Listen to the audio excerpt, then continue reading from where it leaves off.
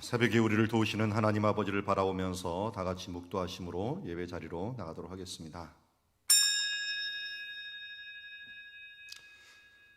엘리 엘리 라마 사박다니, 나의 하나님 어찌하여 나를 버리시나이까 말씀하시며 우리의 죄를 짊어지고 우리를 위하여 죽으신 예수 그리스도 하늘의 영광을 버리고 이 땅에 오신 것도 부족하여 우리가 진멸되지 아니하도록 이렇게 큰 은혜를 베풀어 주신 것 감사합니다.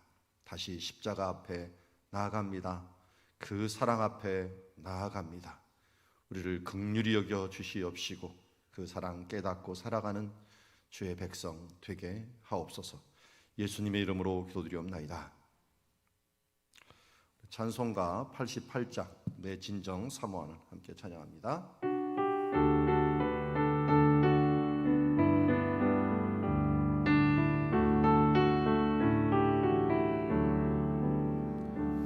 내 진정 사모하는 친구가 되시는 구주 예수님은 아름다워라.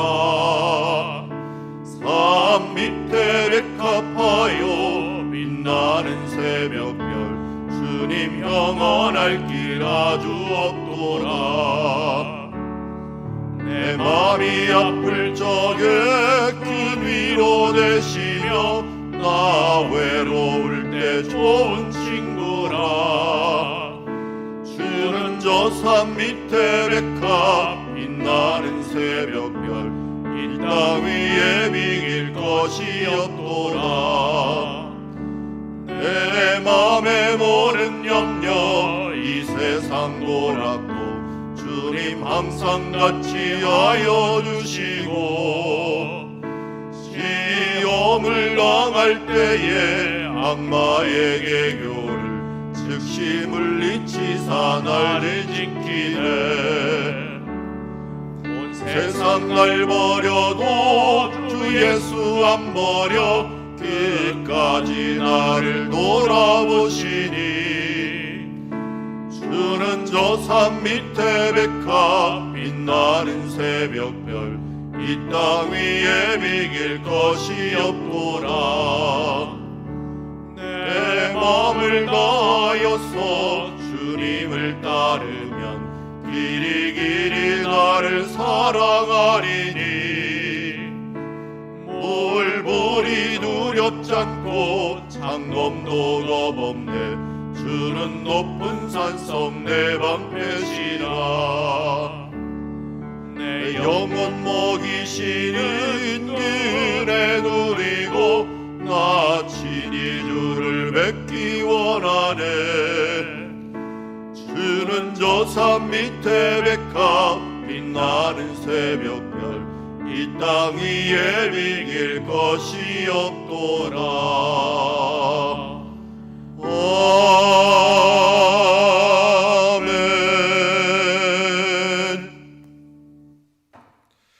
화요일마다 화목한 가정을 위하여 기도하고 있습니다. 부모는 신앙의 본이 되고 자녀는 순종하는 복 있는 가정 되게 하옵시며 코로나19 중에 가족이 한 믿음 되는 건강한 가정 이루게 하옵소서. 가정 구성원들이 학교 직장에서 복의 근원이 되게 하옵시고 또 가정 예배를 드리는 가정들이 더 많이 늘어나게 하여 주시옵소서. 우리 위하여 함께 기도하며 나가도록 하겠습니다. 하나님 아버지, 오늘도 우리의 속물 근성들을 제거하여 주시옵시고 오직 나사렛 예수 그리스도 우리를 위하여 십자가를 지신 예수 그리스도를 바라보며 내 모든 것을 버리고 주여 주를 다시 한번 따르는 그리스도인이 될 수 있도록 도우시고 인도하여 주시옵소서. 우리의 눈을 바꿔 주시옵시고 우리의 삶을 바꿔 주시옵시고 더욱더 주님 앞에 가까이 나아가는 주님의 자녀 되게 하옵시며 주여 그러한 부모와 또 그러한 자녀들 되게 하여 주시옵소서. 주님, 코로나19가 이제 마지막 우리에게 주시는 구원의 계획입니다. 하나님, 이제 이 가정들을 세우는 일들에 주여 이 어려움이 환난이 오늘 우리의 축복이 되게 하여 주시옵시고 복의 근원이 되는 하나님의 자녀들로 세워지는 시간 되게 하옵시며 각 가정들이 세워지고 각 가정들이 하나님 안에서 주여 이제 예배하는 주님의 작은 교회 건강한 가정 이룰 수 있도록 아버지 도우시고 인도하옵소서. 하나님 아버지, 화요일마다 화목한 가정을 위하여 기도하며 나아갑니다. 하나님께서 은혜 베풀어 주시어서 우리를 가정교회 이루게 하였사오니 하나님 건강한 가정 이룰 수 있도록 끊임없이 기도하고 나아가게 하옵소서. 하나님 우리의 눈이 우리의 기준이 바로 주 예수 그리스도가 되게 하여 주시옵시고 그 믿음의 눈으로 변화되어 오늘도 주님 끊임없이 주여 변화되어야 하는 우리의 가정들을 위하여 기도하며 나아가게 하여 주시옵소서. 예수님의 이름으로 기도드리옵나이다. 오늘 우리에게 주시는 하나님의 말씀은 욥기서 6장 14절에서 30절 헤세드 친구가 되자라고 하는 제목을 가지고 하나님의 말씀 보도록 하겠습니다. 낙심하는 자가 비록 전능자를 경외하기를 저버릴지라도 그의 친구로부터 동정을 받느니라. 내 형제들은 개울과 같이 변덕스럽고 그들은 개울의 물살같이 지나가느나 얼음이 녹으면 물이 검어지며 눈이 그 속에 감춰질지라도 따뜻하면 마르고 더우면 그 자리에서 아주 없어지다니 대상들은 그들의 길을 벗어나서 삭막한 들에 들어가 멸망하느니라. 대마의 떼들이 그것을 바라보고 스바의 행인들도 그것을 사모하다가 거기서 와서는 바라던 것을 부끄러워하고 낙심하느니라. 이제 너희는 아무것도 아니로구나 너희가 두려운 일을 본즉 겁내는구나. 내가 언제 너에게 무엇을 달라고 말하더냐? 나를 위하여 너희 재물을 선물로 달라고 하더냐? 내가 언제 말하기를 원수의 손에서 나를 구원하라 하더냐 폭군의 손에서 나를 구원하라 하더냐. 내게 가르쳐서 나의 허물된 것을 깨닫게 하라. 내가 잠잠하리라. 옳은 말이 어찌 그리 고통스러운고 너의 책망은 무엇을 책망함이냐. 너희가 남의 말을 꾸짖을 생각을 하나 실망한 자의 말은 바람에 날아가느니라. 너희는 고아를 제비 뽑으며 너희 친구를 팔아 넘기는구나. 이제 원하건대 너희는 내게로 얼굴을 돌리라. 내가 너희를 대면하여 결코 거짓말하지 아니하리라. 너희는 돌이켜 행악자가 되지 말라. 아직도 나의 의가 건재하니 돌아오라. 같이 읽습니다. 내 내 혀에 어찌 불안한 것이 있으랴. 내 미각에 어찌 속임을 분간하지 못하랴. 아멘.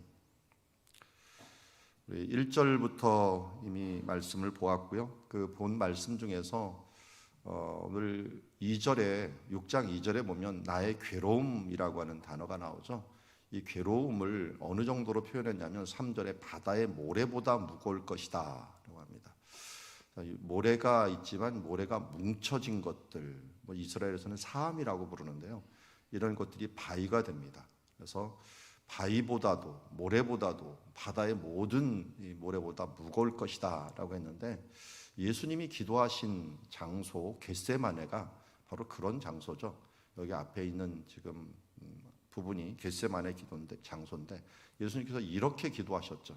그래서 기도하실 때 힘쓰고 애써 더욱 간절히 기도하니 땀이 땅에 떨어지는 핏방울 같이 되었다라고 했는데 여기 기름을 짤 때 돌을 이렇게 달아놓고 그 돌 아래다가 망태기에다가 올리브를 집어넣고 그것을 압력을 줘갖고 짜게 되죠.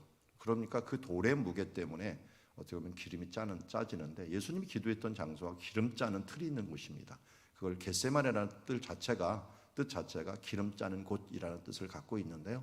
거기에서 예수님의 기도가 어떻게 보면 우리의 죄의 무게가 예수님을 눌러서 그의 땀이 떨어지는 핏방울 같이 되었다라고 하는 면에서 있어서는 우리 욥의 이 모습이 예수님을 잘 보여줍니다. 왜냐하면 욥의 이 의인의 고난이라고 하는 이 부분이 없었더라면 예수님이 십자가의 죽으심에 대한 부분들을 해석할 수가 없었을 거예요. 옛날에는 부자는 복받은 사람, 평안히 죽는 사람은 복받은 사람, 그러나 반대로 고난을 받는 사람, 또 이 십자가에 죽는 사람은 저주를 받은 사람, 이런 이 공식을 가지고 있었던 고대 세계 가운데 욥이라고 하는 사람이 아주 길게 구약 성경에 이 일을 쓰면서 의인도 고난을 받을 수 있다라고 하는 부분들을 보여주었고 의인의 고난의 무게를 가장 잘 보여준 사람이 욥이라고 할 수 있습니다. 그래서 욥은 뜻 자체가 원수라고 하는 뜻을 갖고 있지만 정말 원수 취급을 받았던 사람, 그야말로 하나님의 아들이었지만 원수 취급을 받았던 예수님의 그 고난의 모습, 그 한탄의 모습을 가장 잘 보여주는 모습이다 할 수 있습니다. 굉장히 길게 우리 나오는 이 변론이지만 이것이 어떤 면에서 의인의 고난, 또 예수님의 고난, 우리가 예수를 믿음으로 말미암아 그냥 이유 없이 받는 고난, 이런 부분들을 너무나도 잘 보여주고 있다 하는 그 큰 그림을 가지고서 여러분 보게 보았으면 좋겠고요. 그리고 여기에 오늘 말씀에도 15절에 나오지만 내 형제들이 개울과 같이 변덕스럽다라고 하는데, 이 개울을 히브리어는 나할이라고 부릅니다. 나할이라고 하는 단어가 여기 지금 부엘세바 앞에 넓은 들처럼 보여지는데 조그만 물줄기 하나 보이는 거 있죠? 그래서 여기가 이 부분인데요. 이 부분은 안 보이시나요? 네, 여러분들한테는 여기가 보이네요. 자, 이 부분이 보이는데 여기가 이제 이 전체가 나할이라고 보이는 지역이고, 그리고 오른쪽에 있는 여기 물이 지금 흐르고 있는데 이 물이 조금 있다가는 어떻게 흐르냐면 이런 식으로 많아지고 또 이런 식으로 채워집니다. 그래서 사람이 가운데 한번 갇혀 있으면 이 부분들을 꺼낼 수가 없어 갖고 헬기가 동원을 돼 갖고 그 사람을 꺼내야 될 정도로 정말 한번 지나가다가 걸리면은 순식간에 물이 불어버리는 그런 장소가 됩니다. 그러니까 지금 똑같은 장소인데 이런 식으로 변하는 모습을 보면서 변덕스럽다라고 하는 표현을 써요. 그래서 이스라엘에는 이제 천이 두 개가 있는데 나하르라고 하는 이 물이 항상 흐르는 요단강이 하나가 있고요. 그 외에 모든 다른 시내들은 비가 올 때만 흐르는 계절천입니다. 그 계절천을 나할이라고 부르고 와디라고 부르고 있는데, 그것을 오늘 얘기하면서 내 형제들은 와디같이 변덕스럽고 그들은 개울물같이 지나가는구나 하면서 정말 변덕스럽다라고 하는 표현들을 쓸 때 여기를 쓰게 됩니다. 왜 이런 표현을 썼는 건 조금 이따 한번 보도록 하겠고요. 또 여기 18절에서 19절 보면은 대상들이라고 하는 말이 나옵니다. 뭐 대상들 많이 들어보셨죠? 여기 그 사진에서 보여주는데요. 낙타를 타고 이제 무역을 하는 대상들이죠. 큰 상인들이 이제 움직이게 되는데 이거 하나만 잘하면은요, 잘하면 평생 먹고 살아요. 왜냐하면 각 지역마다 가격이 틀리기 때문에. 저 바벨론에 있는 가격과 애굽에 있는 물건의 가격이 틀려요. 어떤 것은 애굽이 더 비싸고 어떨 때는 바벨론이 비싸는데 이런 부분들을 움직였던 것. 그래서 이게 향유무역이라고, 향유길이라고 하는 일을 써요. 그러니까 가장 조그마면서도 값이 비싼 향유. 이 향유가 움직이면서 값이 어마어마하게 오르는 거, 뭐 몇백 배로 오를 수도 있으니까 그거 하나 움직이는 거, 또 그거를 탐내는 또 도둑들, 그거를 방어하기 위해서 대상들이 만들어진 거예요. 때를 지어갖고 움직이는 이런 사람들이 만들어졌는데, 이것을 제일 잘했던 사람이 아라비아 사람들이죠. 그래서 아라비아 무역, 이 무역이 확대가 돼갖고 실크로드라고 하는, 로드가 말고 우리나라 이르기까지 실크로드가 중국하고 아라비아 쪽하고 유럽까지 이어지는 이 길이 만들어진 것들을 보게 됩니다. 어쨌든 이 대상무역하는 이 사람들이 그 길을 벗어나면 어떻게 될까요? 삭막한 들에 들어가서 멸망을 하게 됩니다. 그리고 대마 사람들을 얘기하고 그랬는데요. 지금 우리가 대만 사람 엘리바스, 이 대만 사람이, 대만이 페트라라고 말씀을 드렸어요. 이 대만 사람 때를 지어 그것을 바라보고 스바 행인들도 그것을 사모하다가 보니까 이 사람들이 대상들이에요.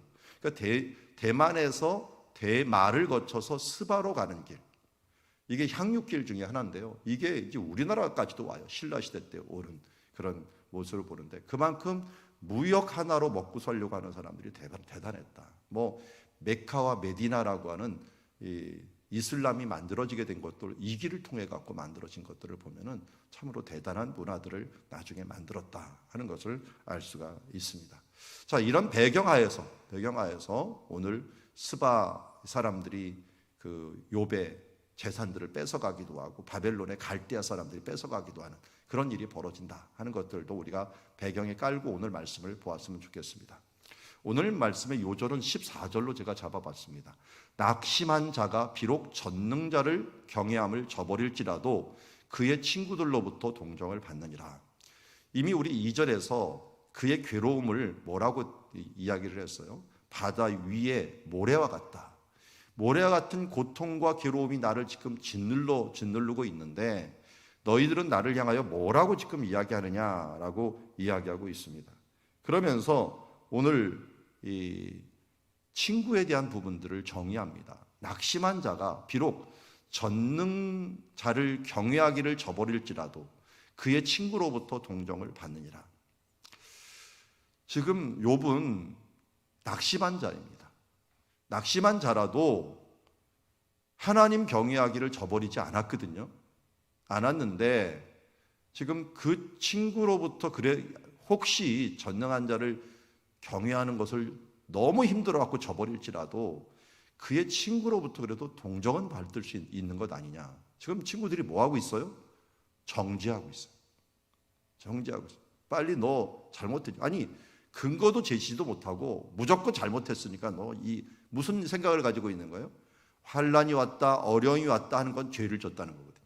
너 죄를 졌으니까 이런 문제가 온 거야. 그러니까 빨리 회개를 해라고 하면서 지금 그를 계속적으로 몰아붙이고 있는 모습을 보게 됩니다. 여기에서 친구라고 하는 말, 예수님도 이 친구라는 말을 썼어요. 요한복음 15장에 보면은 사람이 친구를 위하여 자기 목숨을 버리면 이보다 더 큰 사랑이 없나니 너희는 내가 명하는 대로 행하면 곧 나의 친구라. 이제부터는 너희를 종이라 하지 아니하리니 종은 주인이 하는 일을 알지 못함이라. 너희를 친구라 하였느니 내가 내 아버지께 들은 것을 다 너희에게 알게 하였음이라. 친구라고 하는 정의를 바꿨어요. 제가 그리스에서 공부를 할 때 제 옆집에 살았던 분이 권성대 목사님이셨습니다. 그분을 제가 아버님에게 후임 목사님으로 소개를 해줘갖고 늘사랑교회 후임 목사님으로 가셔가고 벌써 은퇴할 때가 가까운 것을 보면 시간이 많이 지났죠. 근데 그때 잊을 수 없는 게 각기 이제 공부를 하다 보니까 논문 제목을 뭘 쓴가 하는 것들을 잊을 수가 없어요. 그 논문 중에 하나가 오늘 제가 읽었던 요한복음 15장 14절이라고 하는 거죠. 너희는 내가 명하는 대로 하면 곧 나의 친구라. 이거 하나 갖고 논문을 쓰더라고요.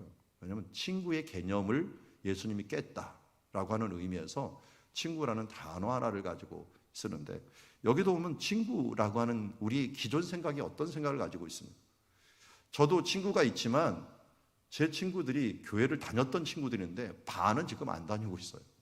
그렇다고 이 반 안 다니는 친구들 우리가 친구가 아니라고 우리 초등학교 때부터 살아왔던 그 중마고들은 너는 친구가 아니야 라고 얘기를 하지 않습니다. 그들이 하나님을 떠났다고 해갖고 경외하기를 떠났다고 그를 동정하지 않는 것도 아닙니다. 불쌍히 여기면서 그러면서도 친구로서 또 만나줍니다. 그거 당연한 것 아니겠습니까? 그런데 오늘 14절에 보니까 바로 그 얘기를 하고 있어요. 하나님을 경외하기를 저버렸을지라도 떠났을지라도 그 친구로부터는 동정을 받을 수 있는 것 아니냐. 이 동정이라는 말이 헤세드예요. 헤세드라고 하는 이 말이 동정이라는 말로도 번역되고 어떨 때는 사랑이라는 말, 어떨 때는 자비라는 말. 그래서 친구는 어떤 친구가 되느냐? 헤세드 친구가 돼야 되는 거예요. 사랑의 친구, 그리고 자비의 친구. 예수님이 우리를 어떻게 하셨습니까? 베드로가 예수님을 부인하고 떠났을지라도 내가 너희를 친구라 하였나니 하면서 그 친구를 위하여 자기 목숨을 버리기까지, 아니 자기를 부인하고 떠난 그 친구들, 다 도망갔던 그 친구들을 위하여 자기가 목숨을 버리기까지 했다는 이 모습들을 보면은 예수님이야말로 우리의 헤세드 친구가 됐다는 거예요.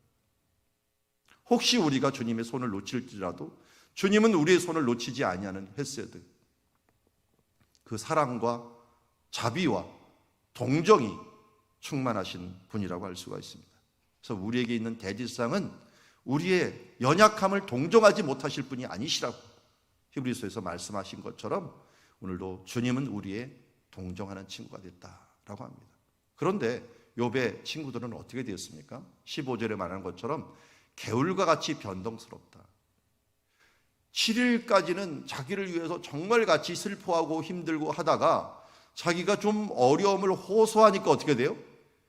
개울같이 갑자기 비난의 물줄기들을 막 쏟아내갖고 그 가운데 아까 사진에 보았던 그 친구처럼 어찌할 줄 모르게 고립되게 만들어 버리는 그런 상황에 지금 처해가며 그들의 개울에 물살같이 그를 삼키려고 지나가는구나. 얼음이 녹으면 물이 검어지고 눈이 그 속에 감춰질지라도 이 물들이 대부분 계절천의 물들이 봄에 굉장히 많아지는데 어떻게 많아지느냐? 산 위에 있는 눈들, 헬몬산 같은 경우가 2800m이기 때문에 눈이 쌓여 있다가 봄이 되면서 물이 녹으면서 갑자기 내려오는데 그때 이제 그동안 겨울에 쌓였던 모든 먼지와 흙들 이런 것들을 같이 데리고 나오니까 어떻게 검어집니다. 검은 색깔을 내면서 눈이 그 속에 이제 쌓여 있던 것조차도 위에서 내려오는 물들 때문에 다 감춰집니다. 그 계절천을 14대로 잘 마르고 있어요. 따뜻하면 마르고 더우면 그 자리에서 아주 없어집니다. 이제 건기가 돼갖고 더워지면 그 천이 바닥이 쫙 드러나면서 아무것도 없어져요. 그래서 사람들이 속죠. 거기가 모래가 싹 있으니까 모래 위에 집을 짓다가 다시 갑자기 변덕을 일으켜갖고 비가 오면은 그들을 쓸어버리는 일들이 발생하면서 예수님께서 그래서 내 말을 듣고 지키지 않는 자는 모래 위에 지은 이 모래 위가 뭐냐면 이런 개울이에요. 개울, 넓은 개울. 아까 보셨죠? 넓은 개울. 여기에 모래 위도 짓고 그러는데 갑자기 비가 오면 이걸 쓸어가기 때문에 그렇습니다. 거기다가 18절에 대상들은 그들의 길을 벗어나서 삭막한 들에 들어가 멸망하느니라. 이것도 개울과 관련이 있어요. 대상들이 물이 없다 보면 어떻게 되냐면 골짜기로 들어갑니다.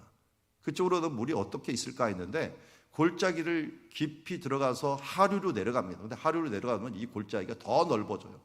맨 처음에는 좁고 길게 했다가 나중에 더 넓어지면서 결국은 거기에서 예전에는 차라리 이 상류나 이런 데서는 물줄기가 확실하게 어디에 있는 것들이 집중되어 있는데 이게 넓어지니까 어디에 물이 있는지 셈이 없는지 잊어버려지는 이 대상들조차도 그것을 벗어나면은 물이 없어서 결국은 멸망하는 일들이 발생한다.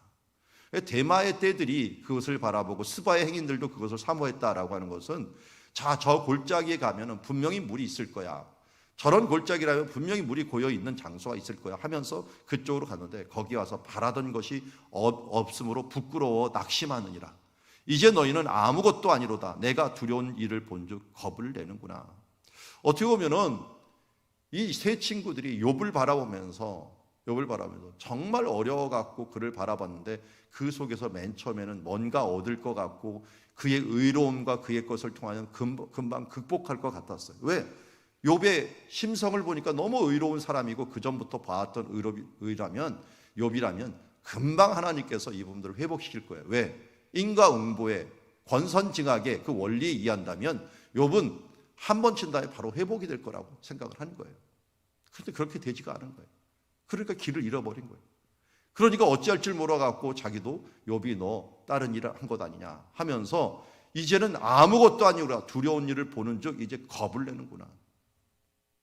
내가 욥을 편을 들었다가 권선징악 원리에 의하면 이 잘못된 죄인의 편을 들었다가 나까지도 죄인 취급을 받는 것 아니야? 라고 하는 생각을 가지는 거예요. 한마디로 우리 예전에 그 친구들 중에 친구들은 아니더라도 비슷한 일들이 있었죠. 누구였습니까? 본래 태도에서 온유하다가 갑자기 벗어난 사람들. 여러분들 그 실로암 연못에서 눈을 떴던 그 맹인이 있죠. 그 맹인의 부모님이 뭐라 그랬습니까? 바리새인들이나 이런 사람들이 데려다가 너희 아들 어떻게 눈을 떴냐 했더니 이 아들 내 아들 맞냐라고 물어봤더니 그 부모님이 뭐라 그럽니까? 자기가 출교를 당할까 두려워하여서 그가 이 성인이오니 그에게 물어보십시오.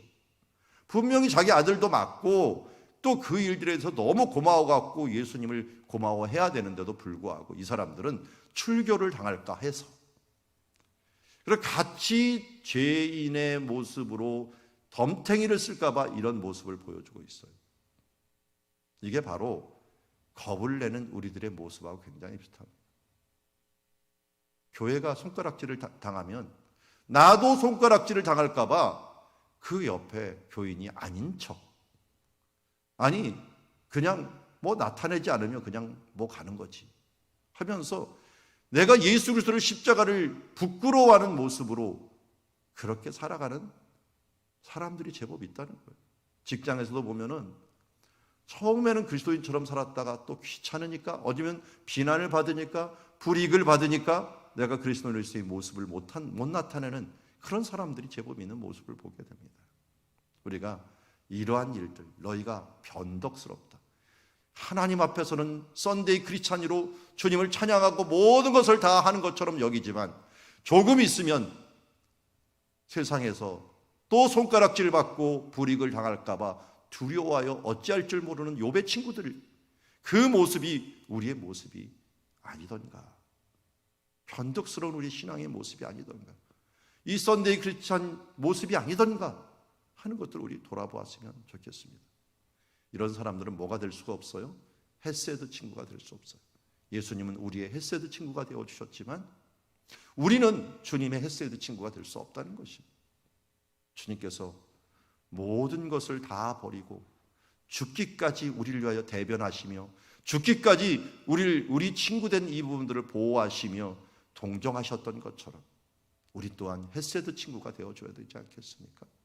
그런데 이 욥의 친구의 모습을 보면서 우리들의 모습, 우리들의 이 변덕스러운 모습들을 발견하곤 합니다.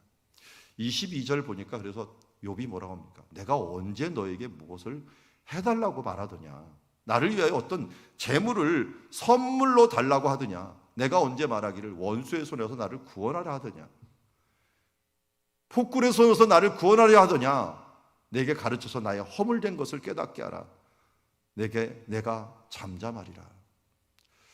그동안은 그냥 제일 위로가 됐던 시간이 뭐냐, 가만히 있는 것이었어요. 같이 동감하면서 같이 있는 시간이다. 이제는 동감을 넘어서 찌르는 일들을 하다 보니까 이런 말이에요. 그래서 25절에 왜 이렇게 욥이 힘들어하는가 하는 말을 해요. 옳은 말이 어찌 그리 고통스러운고, 너희의 책망은 무엇을 책망하느냐. 위에서 24절 25절에 보면 원어상으로 마 이렇게 막 3번씩 반복하는데 이게 번역을 하려니까 참 힘들어요. 나의 허물된 것이 무엇인지 깨닫게 하라. 옳은 말이 어찌 그리라고 하는 것이 무엇이라는 말이 감탄사로 사용을 해봤어요. 어찌 그리 고통스러운 거, 너희 책망은 무엇을 책망이냐 하면서 이게 좀 흥분을 해갖고 지금 욥이 얘기를 하고 있는 그런 모습을 보여주고 있습니다. 그러면서 25절 말씀, 이 바른 말, 입 바른 소리라고 번역을 하는 게 낫겠죠. 옳은 말인데요, 입 바른 소리가 어찌 그리 고통스러운 거, 너의 책망은 무엇을 책망하느냐. 자, 오른쪽에 제가 바리새인 제사장 안나스 모양을 좀 그려달라고 했더니 저렇게 그렸어요. 바리새인이나 이런 사람들이 입 바른 소리를 잘했죠.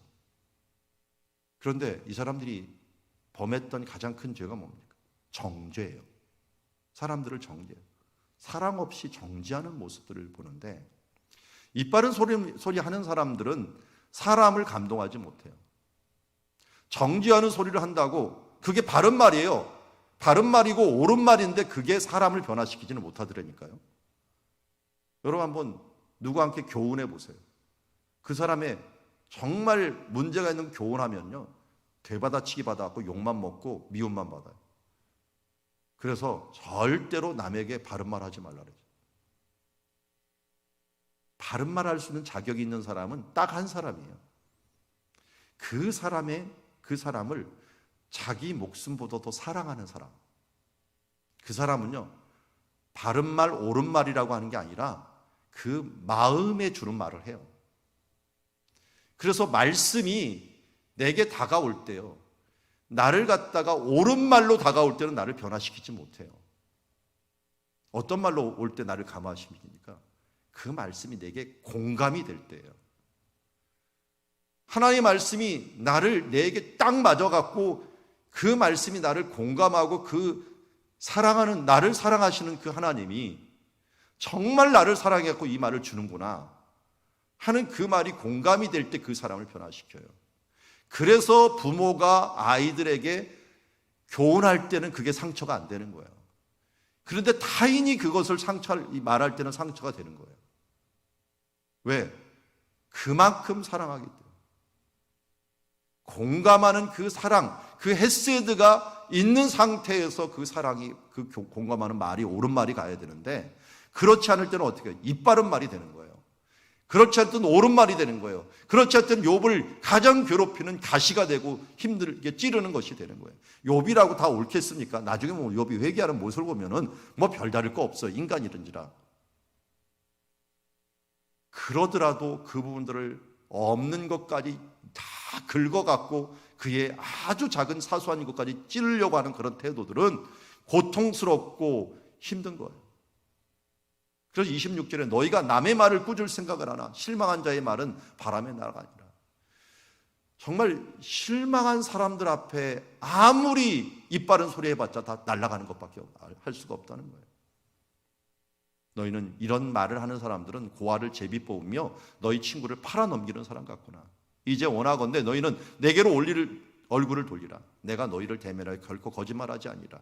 너희는 돌이켜 행악자가 좀 되지 말라. 아직도 나의 의가 건재하니 돌아오라. 내 혀에 어찌 불의한 것이 있으랴. 내 미각에 어찌 속임. 내 미각이 지금 온 이유가 재앙 때문에고요. 또 여기 다른 말로는 내가 어찌 선악을 분별하지 못하겠느냐. 내가 이 일들이 정말 내 죄악 때문에 일어난지를 내가 알지 못하겠느냐.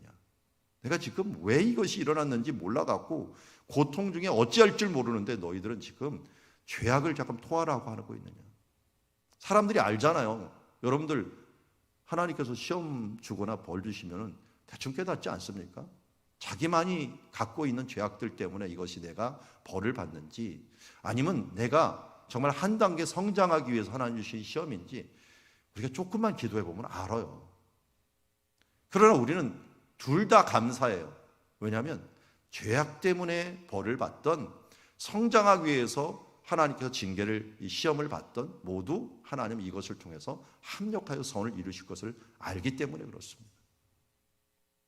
그런데 이렇게 고민하고 하는 사람들한테 정죄하고 옳은 말을 하고 이빠른 소리를 하는 것들이 결국은 그를 더 실망하고 힘들게 만드는 것을 보게 됩니다. 오늘 우리는 말씀을 보면서 우리의 삶 속에서 정말 이런 친구가 필요합니다. 예수님은 이런 친구가 우리에게 되어주셨어요. 친구는 어떤 친구라고요? 자기 목숨을 다 버리는 친구보다 이 세상에 더 좋은 친구가 없는데 예수님께서 나의 그런 친구가 되어주셨어요. 우리도 어떤 친구가 되어야 돼요? 이제는 다른 사람들에게 이러한 친구가 되었어요. 예수님께서 발을 씻기면서 제자들에게 얘기했습니다. 내가 너희를 이렇게 발을 씻겼으니 너희도 다른 사람들의 발을 씻겨라. 너희도 그런 친구가 되어라. 헤세드 친구가 되라는 것입니다. 욥의 친구들처럼 처음에는 동감을 하는 척하다가 조금 있다 빠져나올 구멍을 찾기 위해서 변덕스럽게 사람들을 이 마음을 바꾸지 말고요. 이빠른 소리로, 그것이 혹시 바른 소리가 될지 모르지만, 틀린 소리가 되지 않았지만 정지하듯이 그 사람들을 힘들게 하지 말고 정말 동감하는 친구, 정말 동정하는 친구.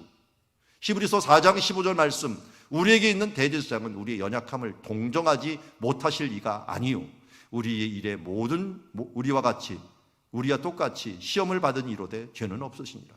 그러므로 우리는 긍휼하심을 받고 때를 따라 돕는 은혜를 얻기 위하여 은혜의 보호자 앞에 담대히 나갈 것이라. 여러분, 우리가 은혜의 보호자 앞에 나갈 수 있는 큰 힘은 무엇입니까? 예수님께서 우리의 헤세드 친구가 되어주셨기 때문에, 동정의 친구가 되어주셨기 때문에 가능한 것 아닙니까? 오늘 우리 에세이집에도 나오지만 생명의 말과 저주의 말이 있습니다.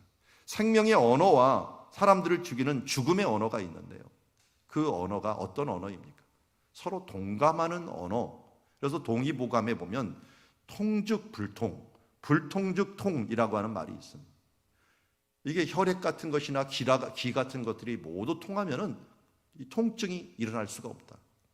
그러나 불통, 이 모든 것들이 뭔가 막혀버리면 통증이 있을 수밖에 없다. 이게 의학적으로 동의보감에서 말한 것이지만 우리들의 언어나 우리의 삶들 가운데서도 동감하는 것, 헤세드하는 것이 무엇보다 필요하다는 것입니다.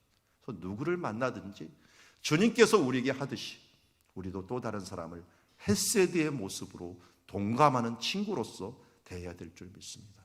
오늘도 우리가 과연 이런 모습으로 살아가는가? 나도 모르게 입 바른 소리로 다른 사람들의 교훈하고 또 찌르고, 그리고 나는 틀린 말 하지 않아, 나는 절대로 틀린 말 하지 않아 하면서 우리도 욥의 친구들처럼 그렇게 똑같은 모습으로 서 있지 않은지를 돌아보면서 예수님의 모습을 본받아서 헤세드의 친구가 되는 주님의 자녀들이 되기를 주의 이름으로 축원합니다. 기도하겠습니다. 하나님 아버지, 욥의 친구들을 보니 참 비겁한 모습, 그것이 우리의 모습과 같습니다. 처음에는 정말 우리의 간이라도 빼줄 것 같다가 힘들고 어렵고 뭔가 불리해지면 저 와디와 같이 변덕스럽게 우리의 태도를 바꾸는 모습을 봅니다. 주님, 우리의 죄를 회개하고 우리의 연약함을 주님 앞에 내보이니 긍휼히 여겨 주시옵소서.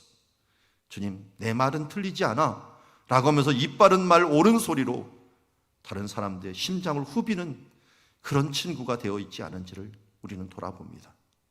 주님, 서로 소통하기보다는, 헤세드의 친구가 되기보다는 정말 이 욥의 친구들과 같이 아픈 그런 마음을 같이 하는 그런 가시와 같은 존재가 되지 않는지, 우리의 언어가 정말 생명의 언어인지 죽음의 언어인지를 다시 한번 돌아보게 하여 주시옵소서. 주님을 바라봅니다. 이제 우리의 힘으로, 우리의 능력으로는, 세상에 바라보는 모습으로는 이런 모습으로 살 수밖에 없지만 주께서 먼저 가신 그 길을 바라보면서 우리에게 헤세드 친구 되어주신 그분을 바라보니 우리도 그 길을 갈 수 있는 것 같습니다. 성령 하나님 도와주시어서 헤세드 친구가 되어, 헤세드 성도가 되어 오늘도 주님과 동행하고 또 우리 성도들과 함께하는 주님의 자녀들 되게 하여 주시옵소서.